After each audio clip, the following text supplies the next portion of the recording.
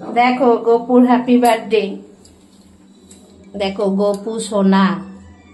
আর এটা পুরো একদম ভেজ কেক, কোনো ই নেই, একদম নিরামিষ, পুরো নিরামিষ কেক। গোপু সোনার ভোগ লেগে গিয়েছে। এবার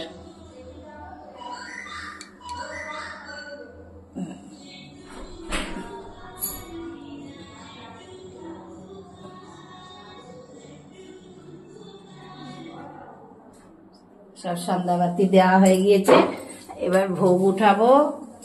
খেয়ে নিয়েছে, তারপর আমরা ভোগ খাবো না। এই দেখো আমাদের বৌমা, এটা আমাদের এটা যা। এই ওপরের রুম, আমাদের ওপরে ঠাকুর ঘর তো, তাই ওপরে